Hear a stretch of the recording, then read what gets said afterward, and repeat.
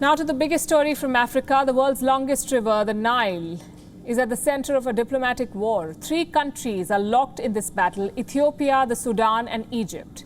Now, Ethiopia has built a dam on the Nile. It is Africa's largest dam.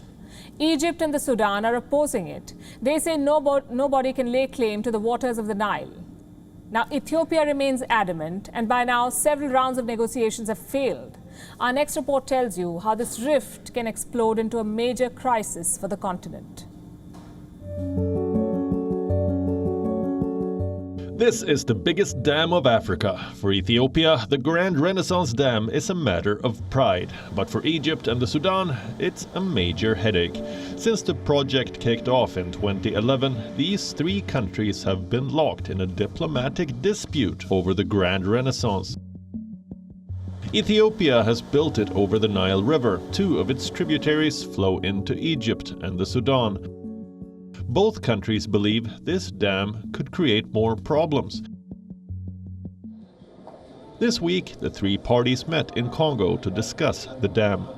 After 2 days of conversations, they failed to make any progress. Yet again, Sudan's foreign minister said Ethiopia is violating international law.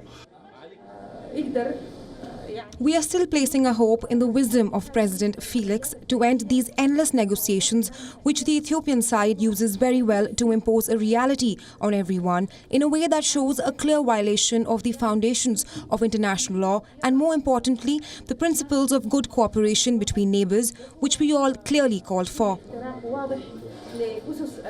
We are talking about how we can look at all the 250 million people living in all the 3 countries and achieve their interests in one unified way.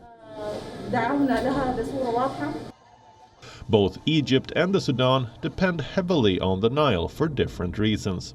Nearly 100 million Egyptians rely on the Nile for fresh water. For the farmers, it's a source of livelihood. As for the Sudan, the dam may threaten the country's own water stations. So what do Egypt and the Sudan want? Assurances from Ethiopia. They want to know how much water will be released each year from the Grand Renaissance, especially during a drought situation. Egypt wanted to include international mediators in the talks. Ethiopia rejected the proposal. It has announced a second filling of the dam for July. But the opposing sides could be planning a major escalation. Egypt's foreign minister has said that they will raise the dispute before the international organizations, including the United Nations Security Council. Last week, Egypt's President Abdel Fattah el-Sisi issued a warning. He said if water supplies are affected by Ethiopia's moves, it will lead to an inconceivable instability in the region. Bureau Report, WION, World is One.